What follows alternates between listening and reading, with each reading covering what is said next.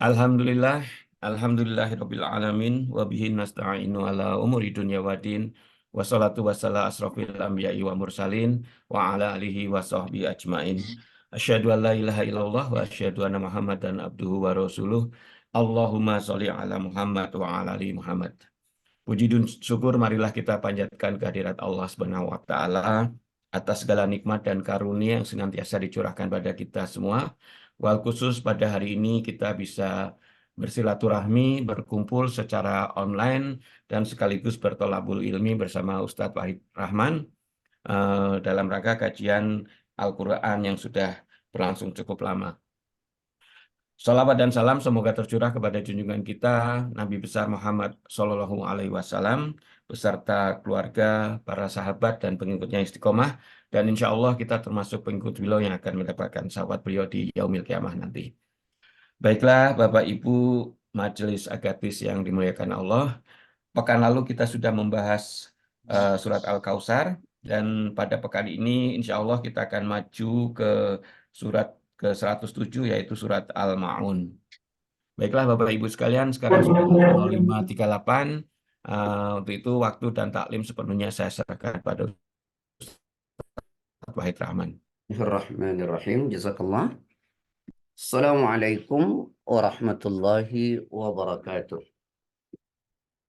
Innal hamdalillah nahmaduhu wa nasta'inuhu wa nastaghfiruh.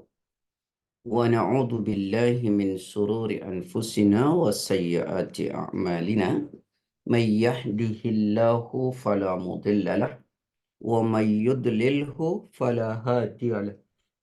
Asyhadu an la ilaha illallah wahdahu la syarika lahu wa asyhadu anna Muhammadan abduhu wa rasuluhu la nabiyya wa la rasula ba'dahu wa ba'd.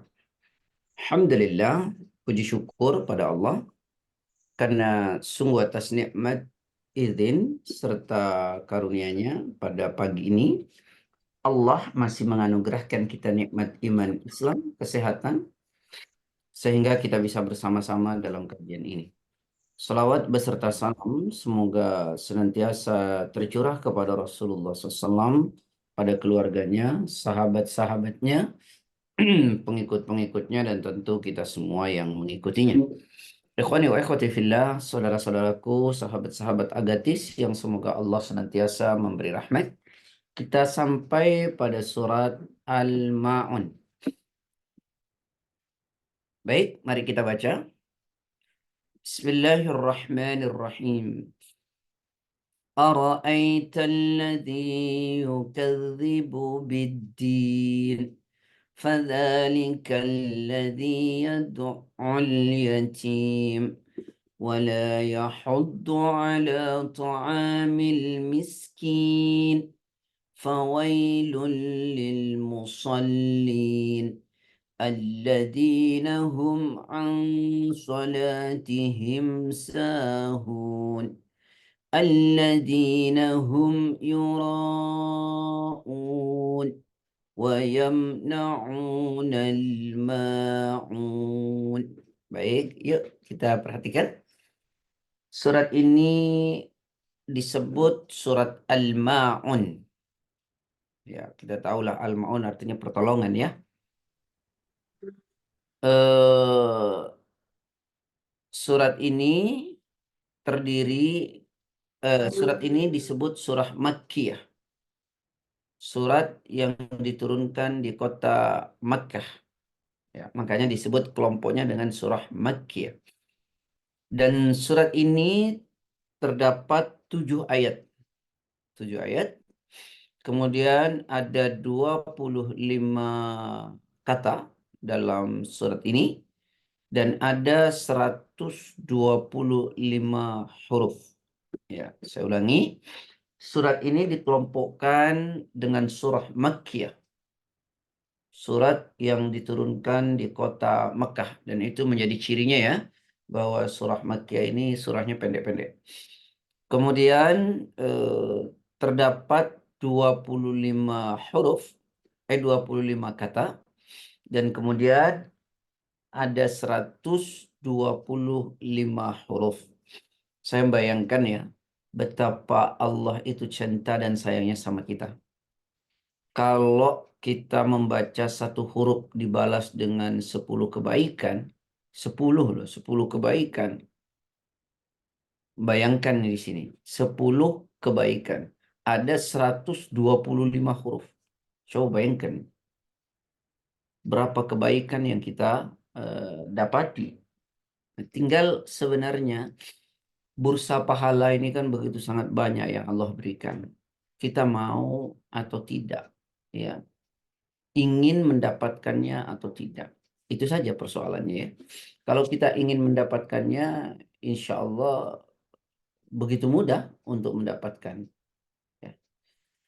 Kalau apa namanya kita tidak pengen ya nggak dapat gitu. Baik, mari kita mulai. Ara'aitalladzi yukadzibu biddin. Ara'aitalladzi yukadzibu biddin. Ara'aitah, tahukah engkau, ya, alladzi yukadzibu, orang-orang yang mendustakan biddin, dengan Aku kan juga agama, ya. Tahukah kalian orang yang mendustakan agama? Pelan-pelan ya. Kata ad-din di sini, ya, kata ad-din di sini artinya ulama berbeda pendapat, ya. Ulama berbeda pendapat. Ada yang mengartikan kata ad-din itu ada 4 ya maknanya menurut ulama dalam tafsir. Yang pertama dimaknai ad-din itu adalah hukum Allah. Ya. Ad-din itu hukum Allah. Yang kedua, ada yang mengartikan ad-din ini adalah hari pembalasan atau hari perhitungan. Seperti misalnya dalam surah Al-Fatihah. Coba kita buka ayat kedua. Bismillahirrahmanirrahim. Alhamdulillahi Rabbil Alamin. Ar-Rahmanir-Rahim. Yang keempat maksud saya. Maliki Yaumiddin.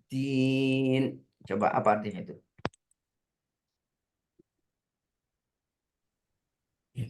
Hari pembalasan, Ustaz. Iya. Jadi kata ad-din di sini, ya, makna yang kedua adalah hari pembalasan. Jadi ad-din. Jadi ada yang mengatakan ara'aitalladzi yukadzibu biddin. Tahukah kamu orang yang mendustakan hari pembalasan, yang tidak percaya dengan datangnya hari kiamat? Itu kira-kira ya. Jadi ada atau tidak orang yang tidak percaya dengan hari kiamat? Tentu banyak. Dan dalam Quran, hadis selalu bergandeng ya. Percaya kepada Allah dan percaya kepada hari kiamat. Man kana yu'minu billahi wal yaumil akhir. Siapa orang percaya kepada Allah dan hari akhir. Nah, begitu kan? Siapa orang percaya kepada Allah dan hari akhir. Itu banyak sekali bergandeng antara keyakinan kita kepada Allah dan datangnya hari kiamat. Baik, teman-teman sekalian yang dirahmati oleh Allah. Jadi ad-din yang kedua maknanya adalah perhitungan. Ya, perhitungan. Yang ketiga adalah hari pembalasan. Ya, hari pembalasan. Kemudian yang keempat, ya, mohon maaf. Yang pertama ad-din itu adalah agama, ya, din itu adalah agama. Yang kedua adalah hukum Allah. Yang ketiga perhitungan.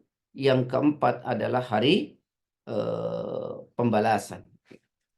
Demikian dijelaskan dalam kitab Zadul Masir. Ya. Jadi artinya ad-din itu macam-macam.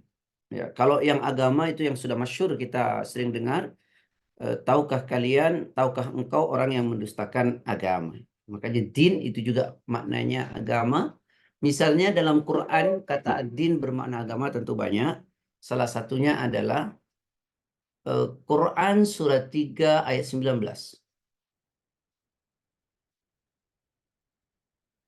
Monggo. Mau dibaca dulu, Ustaz? Ya, inna dina indallahil Islam. Auzubillahiminasyaitonirrajim. Sesungguhnya agama di sisi Allah ialah Islam. Cukup. Di situ ad-din, inna dina. Nah, di sini artinya apa? Din itu agama. Maka ada yang terjemahannya ara'aitalladzi yukadzibu biddin. Tahukah kamu orang yang mendustakan agama? Itu ad-din. Atau misalnya lakum dinukum. Bagimu agamamu, ad-din, ya. Atau misalnya dalam surat yang sama ayat 85.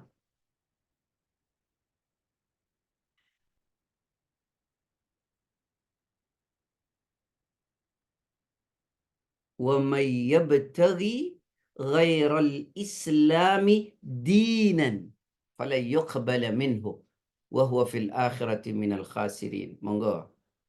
Auzubillahiminasyaitonirrajim. Dan barang siapa yang mencari agama selain Islam, dia tidak akan diterima. Dan di akhirat dia termasuk orang yang rugi. Nah, jadi arti ad-din di sini adalah agama. Atau tadi ad-din disebut dengan hukum Allah. Atau ad-din disebut dengan apa? Hari pembalasan. Yaitu hari kiamat. Itu makna dari kata apa namanya ad-din. Ya. Tahukah kamu orang yang mendustakan agama? Syekh Shalih Utsaimin rahimahullah menafsirkan bahwa yang dimaksud dengan ad-din adalah hari pembalasan. Kata Syekh Shalih Utsaimin. Sehingga jika diartikan, tahukah kamu orang yang mendustakan hari pembalasan? Ara'aitalladzi yukadzibu biddin. Ya. Dan beliau menjelaskan bahwa ayat ini ditujukan kepada mereka yang mengingkari hari kebangkitan. Ya.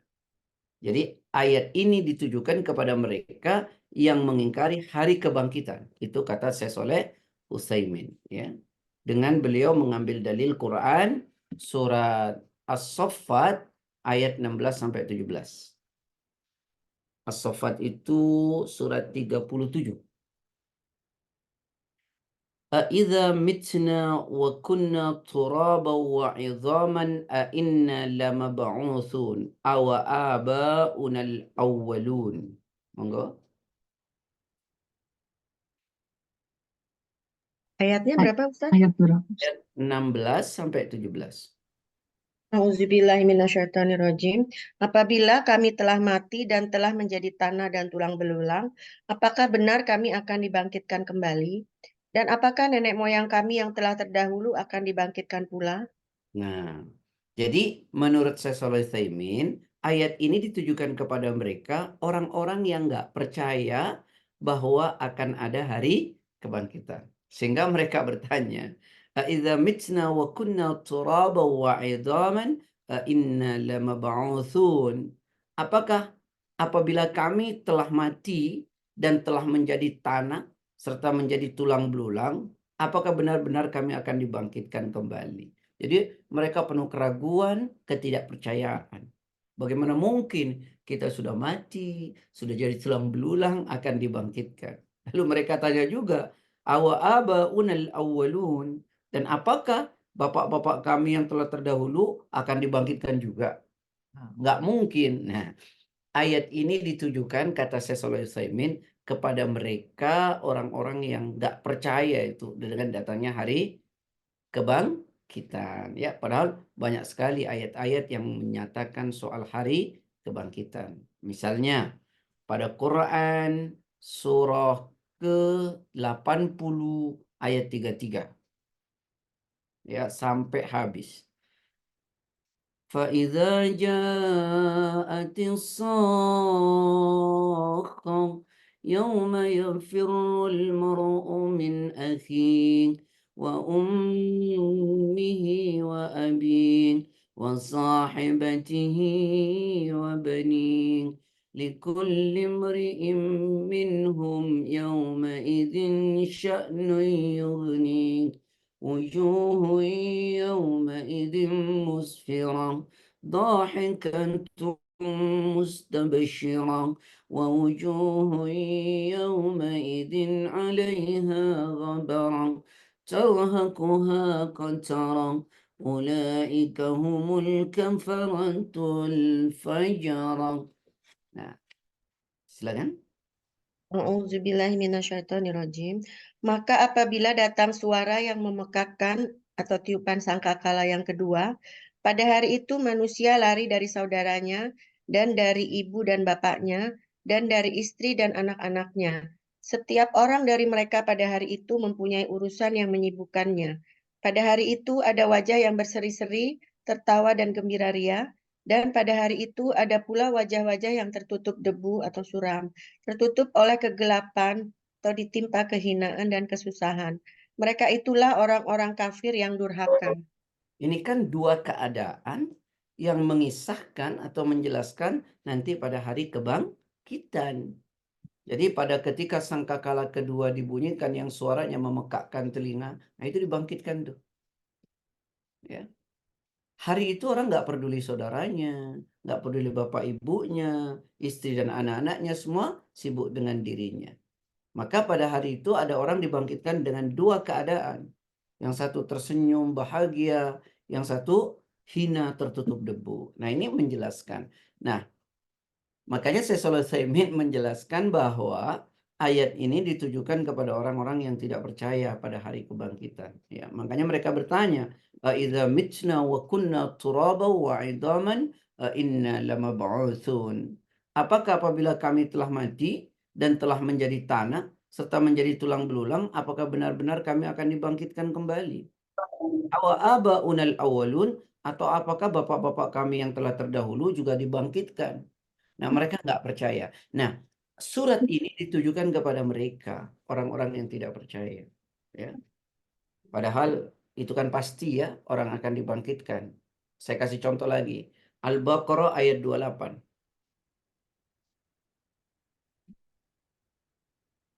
Kaifa takfuruna billahi wa kuntum amwatan fa ahyaakum thumma yumitukum thumma yuhyikum thumma ilaihi turja'un. Monggo. A'udzubillahiminasyaitonirrajim.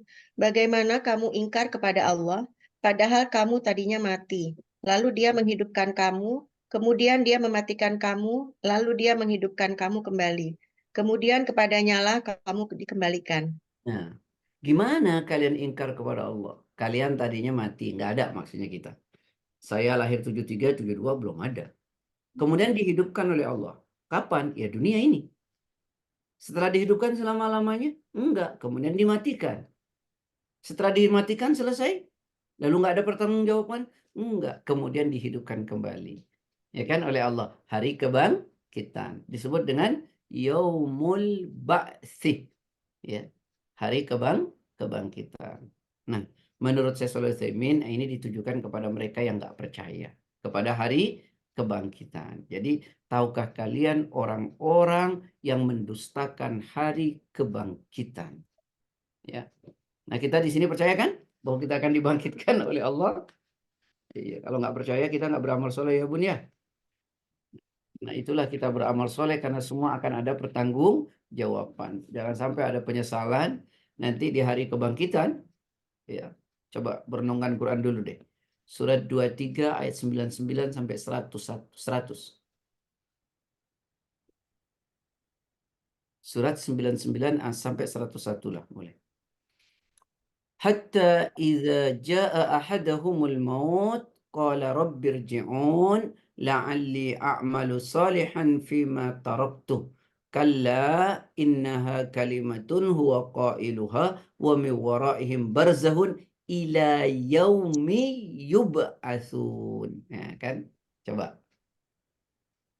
A'udzubillahiminasyaitonirrajim. Demikianlah keadaan orang-orang kafir itu. Hingga apabila datang kematian kepada seseorang dari mereka, dia berkata, "Ya Tuhanku, kembalikanlah aku ke dunia, agar aku dapat berbuat kebajikan yang telah aku tinggalkan." Sekali-kali tidak, sungguh itu adalah dalih yang diucapkannya saja. Dan di hadapan mereka ada barzakh sampai pada hari mereka dibangkitkan. Sampai pada hari mereka dibangkitkan. Karena mereka pakai akal. Gimana akan ada hari kebangkitan? Udah jadi tulang belulang, udah jadi tanah. Gitu. Ya, baik. Kemudian dijelaskan juga oleh Allah dalam Quran, misalnya dalam surat Yasin, surat 36 ayat 78. May yuhyil 'idhama wa hiya ramim. Itu ketidakpercayaan mereka itu. Quran surat Yasin ayat 78. Auzubillahiminasyaitonirrajim. Dan dia membuat perumpamaan bagi kami dan melupakan asal kejadiannya. Dia berkata, siapakah yang dapat menghidupkan tulang belulang yang telah hancur luluh? Nah, itulah mereka. Wa daraba lana mathalan wa nasiya khalqahu. Qala may yuhyil 'idhama wa hiya ramim. Dan dia membuat perumpamaan bagi kami dan melupakan asal kejadiannya. Dia berkata, siapakah yang dapat menghidupkan tulang belulang yang telah hancur luluh? Itu. Jadi ayat ini ditujukan kepada siapa? Orang yang mendustakan apa? Hari Bangkitan. kebangkitan. Tapi kalau secara umum kita melihat dalam terjemahan di dalam Quran, apa terjemahannya di situ, Pak? Agama, Pak. Agama ya, ad-din. Tahukah engkau pendusta agama, gitu kan? Ya, betul. Maka di sini dijelaskan fadzalikal ladzi yad'ul yatim. Pendusta agama itu siapa? Orang yang apa? Yad'ul yatim. Apa yad'ul yatim? Orang yang menghardik anak yatim. Wala yakhuddu ala tu'a bil miskin. Dan tidak menganjurkan memberi makan orang fakir miskin. Kemudian fawailul lil musallin, maka celakalah bagi orang yang salat. Alladzina hum an salatihim sahun, ya. Bagi orang-orang yang lalai dari salatnya. Alladzina hum yuraun, yang salatnya apa? Orang-orang yang berbuat ria.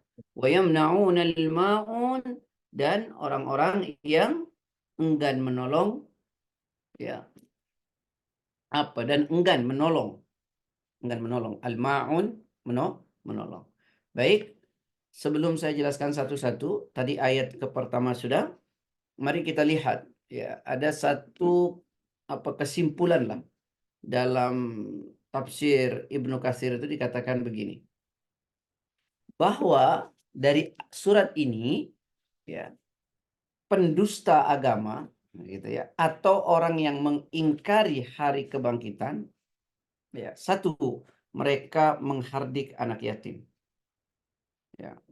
Fadzalikal ladzi yad'ul yatim. Mereka orang-orang yang menghardik anak yatim. Yang kedua, wala yakhuddu ala tu'amil miskin. Tidak suka membantu atau memberi makan kepada orang fakir miskin. Yang ketiga, ya, yang ketiga di sini alladzina hum mohon maaf, fawailul lil musallin alladzina hum an salatihim sahun alladzina hum yuraun wa yamna'unal ma'un. Kemudian suka berbuat riya dalam salatnya, tidak memperhatikan tujuan salat yang benar. Yang keempat, tidak suka membantu kepada sesama, ya, meskipun sekedar meminjami keperluannya, keperluan rumah tangga. Nah, gitu ya. Nah, dalam hadis diriwayatkan oleh Imam Bukhari bunyinya begini. Tilka salatul munafik, tilka salatul munafik, tilka salatul munafik. Yajlisu yarkubu syamsu hatta idza kanat baina qarnai syaitani qama, ya, fanaqara arba'an la yadhkurullaha fiha illa qalila. Ini menjelaskan tentang indikatornya. Baik, satu-satu kita perhatikan. Tadi ayat yang pertama sudah, ya. Sekarang ayat kedua. Ayat kedua, fadzalikal ladzi yad'ul yatim. Ya, wala yakhuddu ala tu'amil miskin. Dan yang ketiga, itulah orang yang menghardik anak yatim dan tidak menganjurkan memberi makan orang fakir miskin. Jadi dua ayat ini digabung. Satu, tidak punya kepekaan sosial. Ya. Maksudnya tidak punya kasih sayang kepada anak yatim. Tidak punya kepekaan sosial. Padahal Nabi mengatakan, jika kamu ingin seperti dua jari ini yang selalu bergandeng, maka sayangi anak yatim. Pedulikan anak yatim. Maka kalau kita lihat, Pak, anak yatim ini, harta yang kita berikan bagian dari zakat atau tidak? Coba Anda tanya. Tidak. Apakah Zakat, tidak? zakat Tidak. ya, Ustaz. Tidak. Tidak. zakat. Tidak. Fakir miskin, Iya, anak zakat. yatim Anak ini yatimnya adalah, enggak. anak yatim ini adalah tanggungan. Tanggungan kita. Maka dia tidak dari zakat. Kalau ada orang memberi zakat kepada anak yatim, bukan yatimnya yang dia anggap, tapi miskinnya. Sebenarnya anak yatim itu tanggungan. Maka kalau kita lihat dalam Al-Quran, ya tidak ada pendistribusian zakat itu kepada anak yatim. Dari 8 asnaf itu. Coba lihat surat 9 ayat 60. Monggo.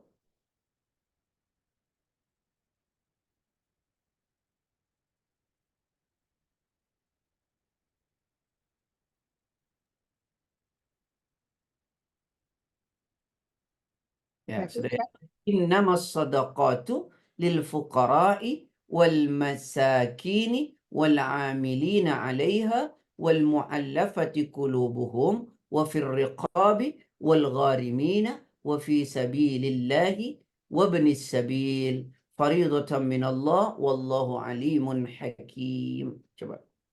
A'udzubillahi minasyaitonirrajim.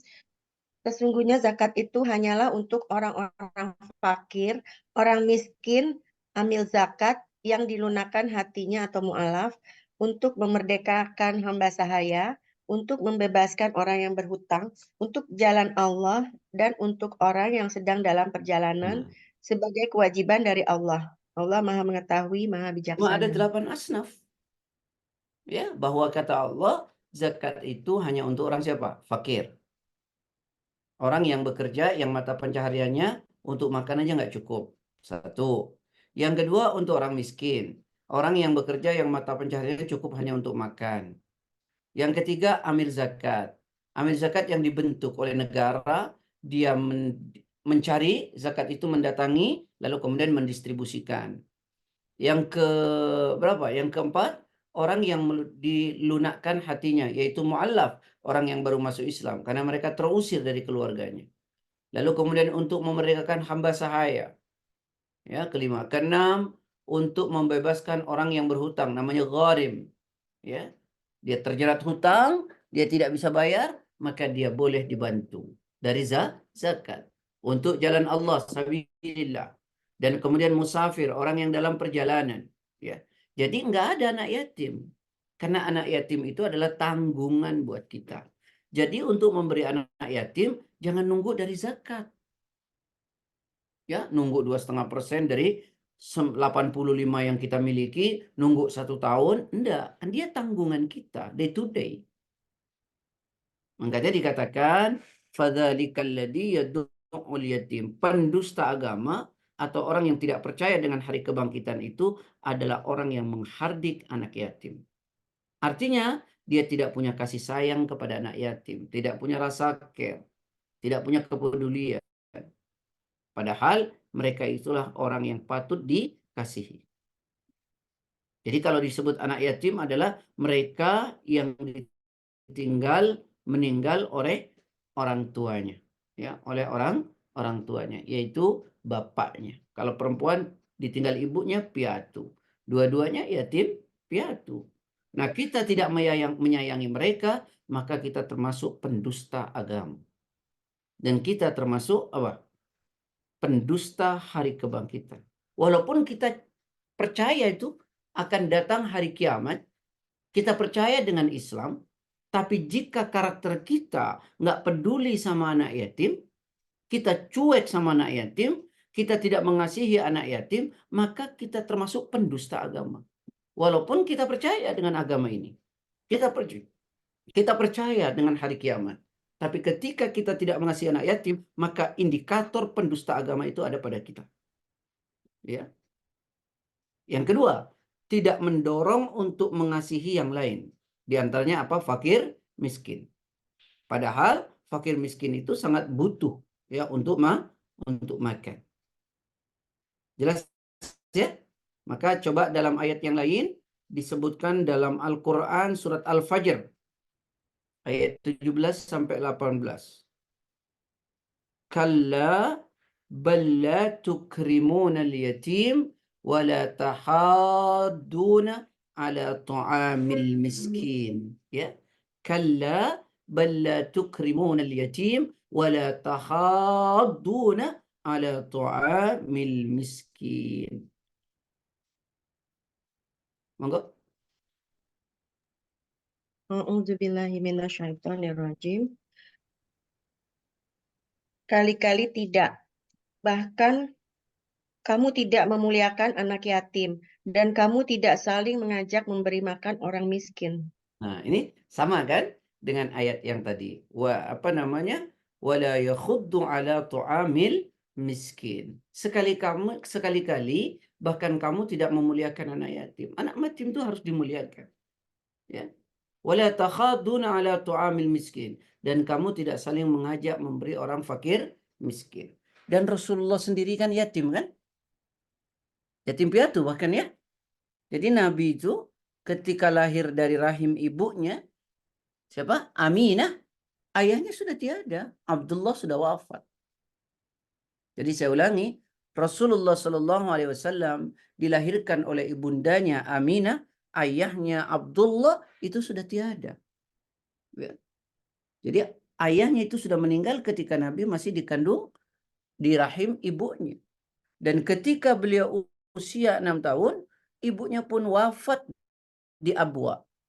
Jadi ibunya itu berangkat dengan ayahnya, kakeknya Abdul Muthalib untuk berziarah ke makam ayahnya di Mina.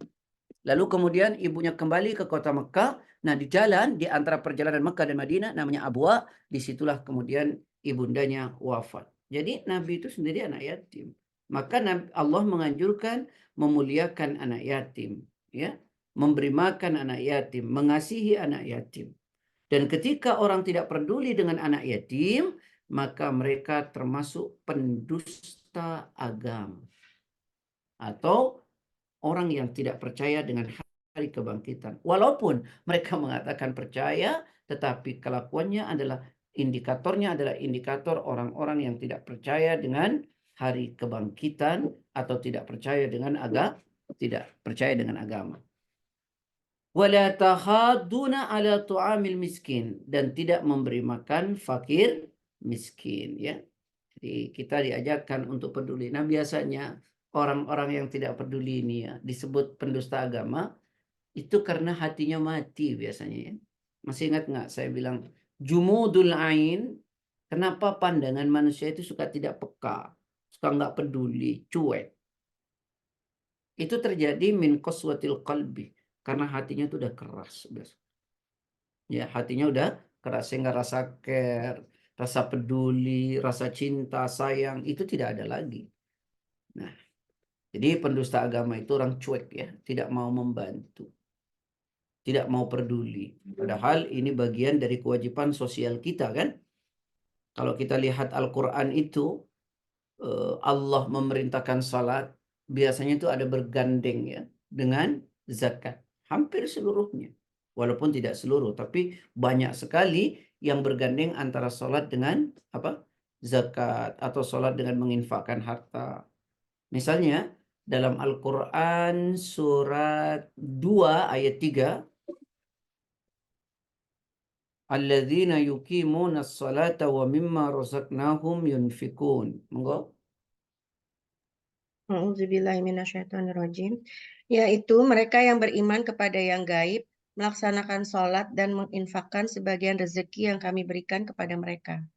Melaksanakan sholat juga menafkahkan sebagian rizki. Jadi kita ini punya dua kewajiban. Kewajiban beribadah kepada Allah, ritual sebagai seorang hamba, dan kewajiban untuk peduli sosial sebagai bagian dari makhluk sosial. Gitu. Nah, pertama kepada anak yatim tadi. Ya, peduli sama anak yatim. Dan ini dalam Quran bergandeng banyak sekali ayat-ayatnya, antara sholat bergandeng dengan memberikan harta. Misalnya dalam surat 8 juga ayat 3.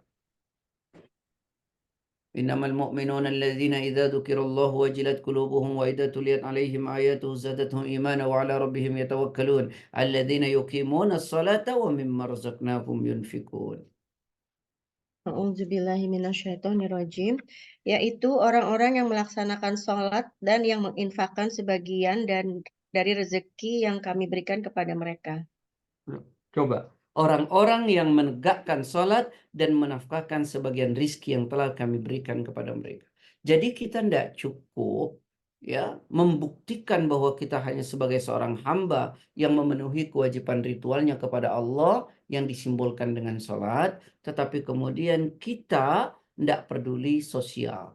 Ya, makanya sampai dikatakan ya, pendusta agama itu mereka yang menghardi anak yatim dan tidak menganjurkan memberi makan orang fakir miskin. Ya, Allah memberikan rezeki kepada kita itu kan titipan, ya, titipan. Karena itu maka banyak sekali motivasi-motivasi dalam Quran dan hadis ya, bagaimana kita peduli sosial, bagaimana kita santuni anak yatim, bagaimana kemudian kita peduli terhadap fakir miskin.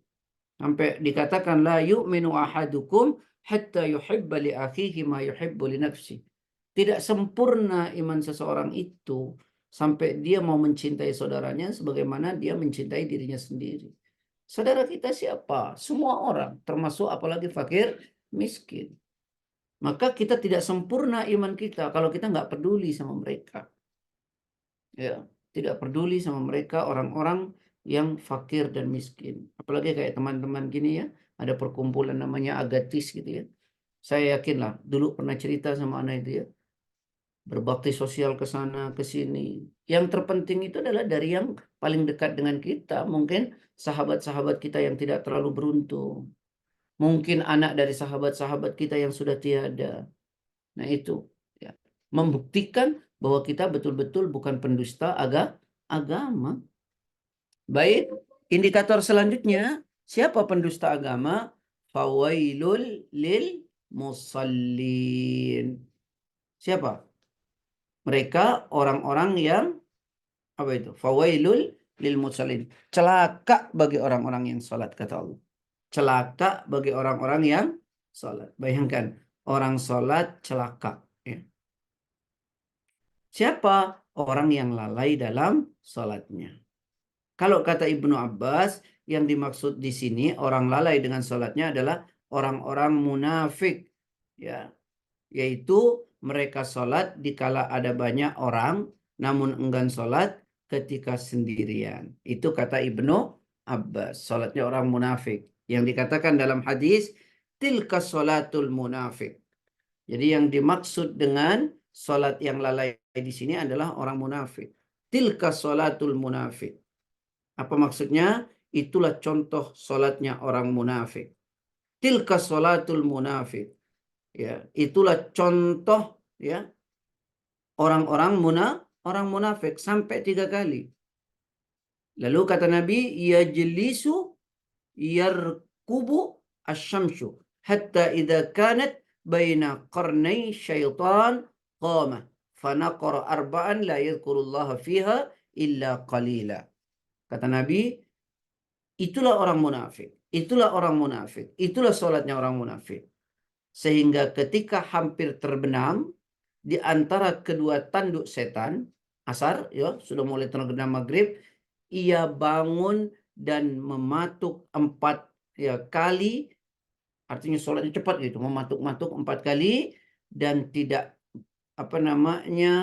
berzikir kepada Allah kecuali sedikit.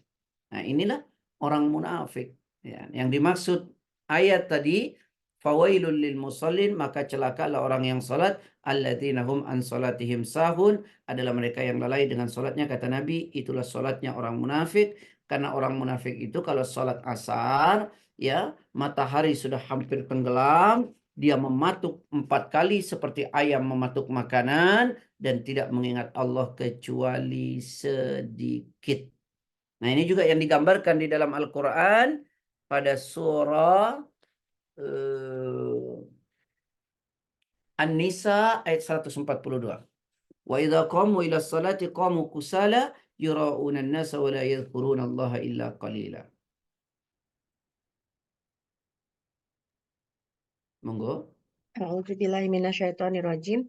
Sesungguhnya orang munafik itu hendak menipu Allah, tetapi Allah lah yang menipu mereka. Apabila mereka berdiri untuk sholat, mereka lakukan dengan malas.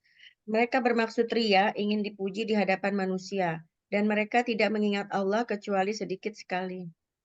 Nah, jadi itu ciri orang yang munafik. Innal munafikina, sesungguhnya orang munafik, yukhadi'una Allah wa huwa khadi'uhum. Mereka hendak menipu Allah, tetapi Allah lah yang menipu mereka. Wa idza qamu ila salati, ketika mereka berdiri untuk salat, qamu kusala. Salatnya malas. Ya, malas. Tar, masih ada waktu. Yura'unan nasa, dan salatnya itu ingin dilihat orang. Makanya mereka kalau salat berjemaah itu, tahu enggak? Salatnya itu hanya pada waktu yang terang, yang kelihatan. Kalau nggak kelihatan orang, mereka enggak salat ke masjid. Ya. Yura'unan nas, wa la yadhkuruna Allah illa qalila, dan mereka tidak mengingat Allah kecuali sedikit. Ya. Dan ancaman bagi orang munafik itu berat sekali. Ya. Ancamannya berat sekali. Pada ayat 145-nya itu. Coba lihat.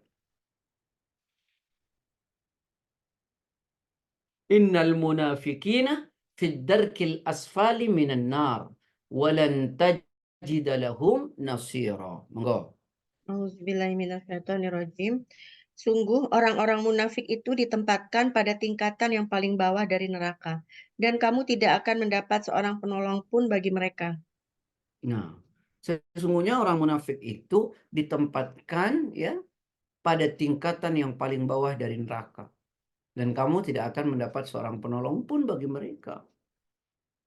Nah, kata Ibnu Abbas, ini kata Ibnu Abbas ya. Rasulullah SAW bersabda, ini kata Ibnu Abbas, Rasul bersabda. Tolong renungkan baik-baik. Sesungguhnya di dalam neraka jahanam, itu ada sebuah lembah atau kawah yang mana neraka jahanam itu sendiri berlindung kepada Allah dari bahayanya kawah itu tiap hari 400 kali. Jadi di neraka jahanam itu Bun, Pak, ada sebuah kawah lembah yang begitu mengerikan. Kawah dan lembah itu, neraka jahanamnya saja minta perlindungan kepada Allah sehari 400 kali. Lalu kawah itu disediakan untuk orang-orang yang riya dalam amal perbuatannya dari umat Nabi Muhammad sallallahu alaihi wasallam. Siapa aja? Satu, orang yang membawa kitab Allah karena riya. Orang yang membenarkan sesuatu tidak karena Allah. Ya. Orang yang melakukan haji ke Baitullah karena riya. Orang yang berjihad fi sabilillah ya karena riya. Maka semua amalnya tidak ikhlas. Ya. Maka akan disiksa di lembah tersebut. Hadis riwayat Imam Tabrani. Ya. Hadis riwayat Imam Tabrani. Jadi ada sebuah kawah di neraka jahanam yang begitu mengerikannya, neraka jahanam aja minta perlindungan kepada Allah sehari 400 kali. Nah, intinya bahwa ini semua disiapkan untuk orang-orang yang riya, yaitu munafik. Orang munafik itu kan sibuk ya, apa yang dilakukan hanya untuk penghargaan, pengakuan dari manusia. Ya, penghargaan dan pengakuan dari manusia. Nah, teman-teman sekalian yang dirahmati oleh Allah. Begitu dalam tafsir Ibnu Katsir. Jadi, maka celakalah bagi orang yang salat mereka adalah lalai. Nah, ini ditujukan untuk orang munafik. Tetapi ada pemahaman tentang kata sahun pada salat itu menurut Imam Ibnu Taimiyah, yaitu fawailul lil musallin, celakalah orang yang salat, alladzina hum an salatihim sahun, adalah mereka orang-orang yang salatnya lalai. Yang dimaksud lalai menurut Syekhul Islam Imam Ibnu Taimiyah, yang pertama adalah mereka lalai dari tujuan sholatnya. Maksudnya apa? Sholat itu kan seyogianya dilakukan karena Allah. Ya, inna salati wa nusuki wa mahyaya wa mamati lillahi rabbil alamin. Sesungguhnya salatku, seluruh ibadahku, hidupku dan matiku semata karena Allah. Tapi buat orang yang dimaksud di sini, celaka orang yang salat, dia salatnya tidak berorientasi karena Allah. Tidak berorientasi karena Allah. Itu yang disebut satu, lalai itu dari tujuan salatnya. Oleh karena Islam itu menganjurkan, ya, innamal a'malu binniyat. Setiap perbuatan itu sangat tergantung kepada niat. Kalau niatnya nggak beres, nggak karena Allah, ya sudah dia nggak dapat juga. Karena sholat itu tadi dilakukan mestinya karena Allah, gitu ya. Atau dalam Quran surat yang lain, surat 48 ayat 29. Muhammadur Rasulullah walladzina ma'ahu asyidda'u 'alal kuffari ruhama'u bainahum tarahum ruk'an sujada yabtaghuna fadlan minallahi wa ridwana. Silakan. Sampai situ aja ya. A'udzubillahiminasyaitonirrajim. Muhammad adalah utusan Allah dan betul ya Ustaz? Ya, betul. Muhammad adalah utusan Allah dan orang-orang yang bersama dengan dia bersikap keras terhadap orang-orang kafir, tetapi berkasih sayang sesama mereka. Kamu Terus. melihat mereka rukuk dan sujud mencari karunia Allah dan keridhoannya. Oh, mereka lihat ruku dan sujud, sholat kan? Ya, yang tujuannya apa? Mencari karunia dan keridhaan Allah. Sudah selesai di situ.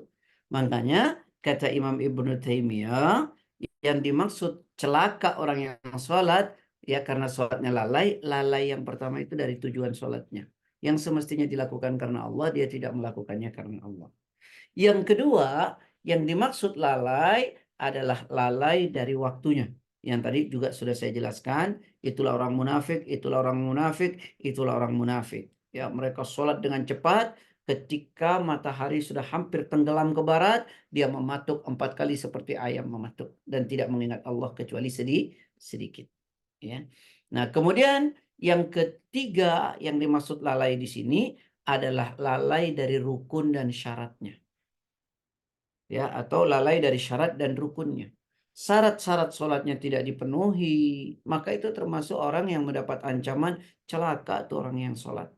Karena dia lalai dalam sholatnya, yaitu lalai dari syaratnya. Syarat-syarat sholatnya tidak dipenuhi, wudhunya tidak benar, ya, menutup auratnya tidak benar. Itu lalai dari syaratnya. Dan juga rukunnya. Ya, ketika bacaannya tidak beres, itu kan rukun tuh. Seperti takbiratul ihram, Allahu Akbar, Al-Fatihah itu juga rukun, ya, tasyahud, bukain Ron. salatnya rukun, solawatnya rukun, kemudian salamnya rukun. Nah, ketika gerakannya juga tidak benar, rukun salat gerakannya tidak benar. Maka yang dimaksud, kata Imam Ibnu Taimiyah, ya orang yang diancam celaka orang yang sholatnya lalai dari tujuan sholatnya, lalai dari rukun sholatnya dan syaratnya, lalai dari waktu sholatnya. Baik ya. Alladzina hum yura'un, ya, yang ke berapa ini? Alladzina hum yura'un. Ya, coba lihat. Alladzina hum yura'un, orang-orang yang berbuat riya. Apa riya? Riya adalah ingin amalannya nampak di hadapan orang. Jadi ibadahnya tidak ikhlas karena Allah. Jadi itu riya namanya. Di antara orang-orang yang riya dalam sholatnya, sering mengakhirkan waktu sholat tanpa uzur, melaksanakan ibadah dengan malas-malasan. Itu riya. Itu riya juga namanya. Nah, orang yang riya ini, maka semua nilai ibadahnya nggak ada gunanya. Saya kasih contoh. Orang bersedekah itu keren.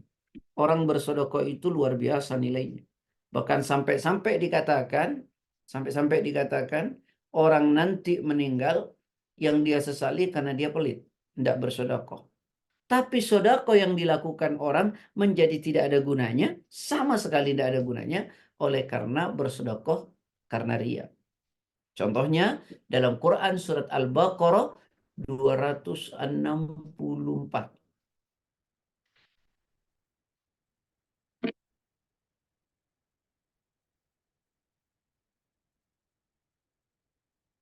لا يا أيها الذين آمنوا لا تبطلوا صدقاتكم بالمن والأذى كالذي ينفق ماله رئاء الناس ولا يؤمن بالله واليوم الآخر فمثله كمثل صفوان عليه تراب فأصابه وابل فتركه صلدا لا يقدرون على شيء مما كسبوا والله لا يهدي القوم الكافرين. Monggo.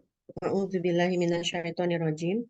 Wahai orang-orang yang beriman, janganlah kamu merusak sedekahmu dengan menyebut-nyebutnya dan menyakiti perasaan penerima. Seperti orang yang menginfakkan hartanya karena ria atau pamer kepada manusia dan dia tidak beriman kepada Allah dan hari akhir. Perumpamaannya orang itu seperti batu yang licin yang di atasnya ada debu. Kemudian batu itu ditimpa hujan lebat, maka tinggallah batu itu licin lagi. Mereka tidak memperoleh sesuatu apapun dari apa yang mereka kerjakan. Dan Allah tidak memberi petunjuk kepada orang-orang kafir. Nah, hai orang-orang yang beriman, jangan kau hilangkan pahala sedekahmu. Dengan apa? Dengan menyebut-nyebutnya. Menyakiti si penerima. Ya, seperti orang yang menafkahkan hartanya karena ingin dipuji orang dan tidak beriman kepada Allah. Maka perumpamaannya seperti debu yang diletakkan di atas batu yang licin, lalu diterpa hujan yang sangat dahsyat. Maka lihatlah, ya, habis. La yaqdiruna la syai'in mimma kasabu. Kamu tidak mendapatkan sedikit pun dari apa yang kalian lakukan. Nah, inilah riya. Jadi di sini disebutkan alladzina hum yuraun, yaitu mereka yang melakukan perbuatan riya. Mereka yang riya, orang-orang yang berbuat riya. Riya, semua kebaikan yang dilakukan tujuannya hanya untuk mendapat pujian dari orang.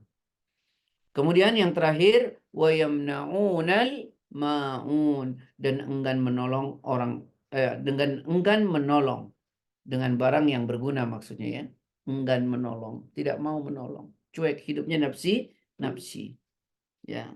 Kalau terjemahan Al-Qur'an, yamna'unal ma'un itu diterjemahkan dengan orang-orang yang enggan menolong dengan barang berguna. Ya. Jadi memang para ulama tafsir itu berbeda pendapat dalam mendefinisikan yamna'unal ma'un. Sebagian berkata bahwa al-ma'un bermakna orang-orang yang enggan membayar zakat. Ya. Yang lain mengatakan bahwa maksud al-ma'un adalah orang-orang yang enggan taat. Ya. Dan yang lain juga berkata, yang kami maksud dengan yamna'un al-ma'un, mereka yang enggan meminjamkan barang kepada orang lain di saat saudaranya butuh. Ya, itu makna dari kata yamna'unal ma'un. Ya. Tapi yang terakhir tadi yang paling banyak ya. Sebagaimana dikatakan oleh sahabat Ali bin Abi Thalib, jika ada orang yang ingin meminjam timba, periuk, atau kampaknya, maka ia enggan meminjamkannya, itu termasuk yamna'unal ma'un. Gitu. Ya, saya coba ingin jelaskan bahwa al-ma'un tadi, yamna'un al-ma'un, ulama berbeda pendapatnya. Jadi ada yang mengatakan, apa tadi dalam tafsir? Kata yamna'un al-ma'un, bahwa orang yang enggan membayar zakat. Itu yamna'un al-ma'un. Ada juga yang lain mengatakan apa? Yamna'un al-ma'un, orang yang enggan taat kepada Allah. Ada juga yang mengartikan yamna'un al-ma'un, mereka yang enggan meminjamkan barang kepada orang yang membutuhkan. Ya. Jelas ya? Baik, selesailah tafsir surat Al-Ma'un. Alhamdulillah, makasih Ustadz. Pencerahan yang luar biasa pada pagi hari ini. Kita sudah membahas surat Al-Ma'un. Sebelum saya memberikan kesempatan untuk bertanya, mungkin ada satu hal Ustadz, menghardik di dalam ayat kedua tadi, apakah secara literally memang kita membentak atau yang hanya mengabaikan atau bagaimana Ustadz? Kemudian yang kedua, kalau misalkan kita tidak peduli dengan orang yatim yang notabene itu orang lain, Pak. Tapi misalkan di keluarga kita sendiri kita tidak punya merasa kewajiban untuk bekerja, kemudian juga tidak menyayangi anak secara keseluruhan, itu menurut Ustadz bagaimana, Ustadz? Terima kasih. Menurut saya Pak ya, menurut Ya, saya bahwa maksudnya mendapat dari Al-Quran. Terima kasih. jadi yang disebut alladzi yad'ul yatim itu bukan menghardik, membentak begini, bukan. Dia tidak peduli dengan anak yatim. Kan tadi saya terjemahkan, tafsirnya adalah tidak mengasihi anak yatim. Dan anak yatim itu tidak mesti dari keluarga kita. Di sini disebut anak yatim, seluruh anak yatim. Kalau kita tahu anak yatim itu tidak bisa makan, lalu kita membiarkan, maka kita termasuk orang yang mendustakan agama atau yang tidak percaya kepada datangnya hari kebangkitan. Jadi tidak mesti dari keluarga kita. Ya. Siapapun itu, dia anak yatim, maka kita punya kewajiban untuk mengasihinya agar kita yang tidak dimaksud oleh ayat tadi pendusta agama. Gitu Pak. Ya. Ya, terima kasih Ustadz. Baiklah, mungkin ada yang ingin ditanyakan, silahkan membuka mikrofon atau raise hand-nya. Mau tanya Ustadz, Mangga. Silakan, Ustadz Benita. tanggung jawab sosialnya itu terhadap anak yatim itu merupakan fardu kifayah atau fardu ain, Ustadz? Itu pertama. Yang kedua, jangkauan wilayahnya itu gimana ya kalau sekarang misalnya di lingkungan kita, memang kalau keluarga itu kan dari kekerabatan secara ini ya apa darah. Jadi biarpun jauh, kalau itu keluarga kita ada yang butuh pasti kita bantu. Nah, tapi kalau untuk yang bukan keluarga itu sekarang jangkauan wilayahnya kira-kira nih kalau sekarang misalkan satu kecamatan atau satu eh, apa ya RT RW gitu, Ustadz. Maksudnya kan bisa kalau zaman dulu kan rumah jauh-jauh. Tahu saya tuh yang dinamakan tetangga itu sampai 40 rumah ya. Kalau sekarang gimana? Karena kalau itu merupakan fardu ain atau kifayah, minimal satu orang sudah membantu kan, yang lain gugur kewajibannya. Karena kalau ini kan tanggung jawabnya. Gini Bun, Terima ya, kasih, Ustaz. bahwa peduli kepada orang susah secara umum ya, apalagi anak yatim, yang didahulukan adalah kekerabatan. Itu benar. Yang didahulukan kekerabatan. Lalu kemudian yang kedua adalah tetangga. Karena yang paling tahu adalah tetangganya lapar atau tidak, ya. Maka kita tidak bisa jangkauan kalau hari ini. Karena satu RT juga kita bisa nggak kenal tuh. Ya, karena banyaknya kalau di tempat yang mohon maaf ya, bahasa saya yang rumahnya dempet-dempet itu kan banyak sekali itu Bun. Ya, maka kita tidak lagi melihat sebuah jangkauan tempat ya kalau sekarang. Ya, yang kita tahu, yang kita kenal gitu ya. Kita lihat dia susah sekemampuan yang kita miliki. Ya, kalau kita mampu, kita punya, ya kita berikan dia. Ya, kita berikan dia sekemampuan kita. Jadi tidak bicara lagi fardu ain, fardu kifayah. Kalau misalnya kita nggak mampu, ya gimana? Kita juga nggak bisa. Ya, kalau kita mampu, mulai dari yang punya tali kekerabatan, kemudian tetangga terdekat, kemudian seterusnya, seterusnya, dan seterusnya. Jangan karena kita memberikan kepada orang, juga kita mengabaikan keluarga kita juga kan nggak boleh. Karena kata Rasulullah SAW, ada seorang menafkahkan hartanya di jalan Allah, itu bagus. Ada orang yang menafkahkan hartanya memerdekakan budak, itu bagus. Ada orang yang menafkahkan hartanya untuk bersedekah kepada orang miskin, itu bagus. Lalu ada orang yang menafkahkan hartanya untuk keluarganya. Yang terbesar pahalanya adalah untuk keluarganya. Jangan kemudian karena itu lalu kita melupakan keluarga kita. Tidak demikian. Ya, keluarga kita iya, lalu kemudian anak yatim, orang fakir miskin yang punya tali kekerabatan, lalu kemudian yang terdekat, dan seterusnya, seterusnya, seterusnya. Begitu ya Bun. Wallahu a'lam. Oke, cukup Ustaz. Bunita. Ya, yang penting kalau kita tahu dan kita mampu, baiknya bantu gitu aja ya. Iya, betul. Terima kasih. Sekemampuan kita. Sekemampuan. Oke. Oke, terima kasih. Mungkin di belakangnya Bunita ada yang ingin bertanya. Eh, Mungkin saya ingin komentar Ustadz berkenaan dengan ibadah sosial Ustadz. Jadi dulu almarhum Imam Masjid Istiqlal kan bikin mengenai istilah mengenai ibadah sosial yang tidak kalah pentingnya dengan ibadah ritual Ustadz. Dan bahkan kalau ada yang umroh berkali-kali tapi tetangganya membutuhkan dan tidak membantu itu sangat tidak baik. Nah, mungkin Ustadz bisa memberikan sedikit komentar mengenai ibadah sosial versus ibadah ritual ini, Ustaz. Versus. Kalau versus itu kayak diadu. Artinya dibandingkan gitu. Kedua-duanya itu melekat pada kewajiban kita sebagai seorang muslim. Makanya kan kita dibilang nih, duribat alaihimud dillah. Ainama thukifu illa bihablim minallah wa hablim minan nas. Kalian akan ditimpa kehinaan dimanapun kalian berada. Saya ulangi, kalian akan ditimpa kehinaan dimanapun kalian berada. Kecuali orang yang menjaga hubungannya dengan Allah. Ya, maksudnya ritual ibadah. Dan orang yang menjaga hubungan sosialnya. Jadi kedua-duanya memang harus dibangun. Karena kalau tidak, kalian akan ditimpa kehinaan dimanapun kalian berada. Yang tidak hina adalah kecuali mereka yang menjaga hubungannya dengan Allah melalui ritualnya dan orang yang menjaga hubungan sosialnya. Gitu. Jadi tidak cukup tuh hanya ritual.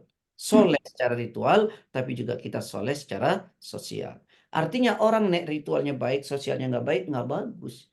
Orang sosialnya bagus, ritualnya nggak baik, juga nggak bagus. Seharusnya sih setiap ritual yang dia lakukan itu bermakna sosial. Saya ulangi, mau kayak koren ya.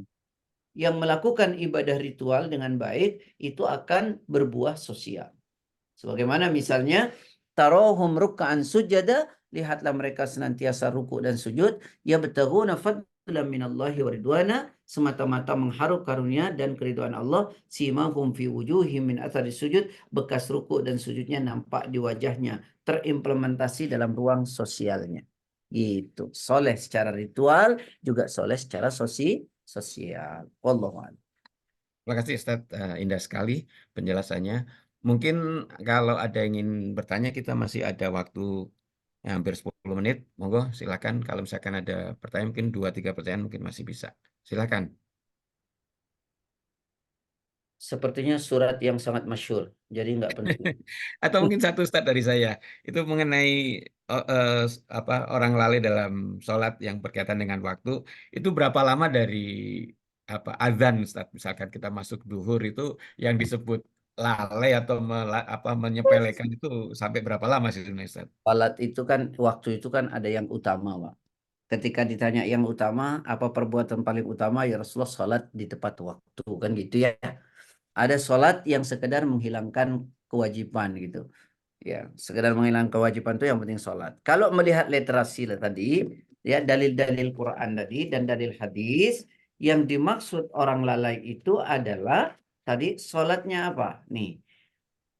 Yajlisu yarkubu syamsa, ya, hatta idza kanat bainal qarnail asyaitan, qarnaish asyaitan, ya, qama fanaqara arba'an la yadhkurullaha fiha illa qalila. Ya. Jadi contohnya duduk memperhatikan sinar matahari. Sehingga ketika hampir terbenam sinar matahari, ya, di antara kedua tanduk setan, maka ia bangun dan mematuk 4 kali. Ya, jadi artinya sudah mepet banget gitu loh, Pak. Sudah mepet banget. Jadi kalau sholat asar, dia ada di penghujung sholat. Ya, di penghujung asar, yaitu menjelang maghrib. Ketika matahari sudah hampir condong ke barat, ya, di atas tanduk setan, lalu kemudian dia mematok 4 kali dengan cepatnya sholatnya dan tidak mengingat Allah. Nah, ini yang dimaksud bahwa celaka orang yang sholatnya itu di ujung-ujungnya, Pak. Kalau sekarang kira-kira sholat duhur itu udah jam 3:15 tuh, Pak. Kan sekarang jam 3:30 asar. Atau sholat maghribnya dia sudah jam 6, karena maghribnya jam 6:15. Nah, kayak gitulah di penghujungnya. Kalau masih sholat jam 1 enggak. Ya. Tapi kalau laki rasanya harus di masjid kan? Baik, Allah. Ustadz, kalau sholat isya bukannya ada Agendanya. yang menganjurkan diakhirkan, Ustadz? Nah, sebentar nih, sabar nih. Ini gara-gara hadis ini orang repot nih. Sholat isya harus diakhirkan. Itu kalau sholatnya tidak berjemaah. Kalau sholatnya berjemaah di masjid, masih lebih bagus sholat berjemaah di masjid.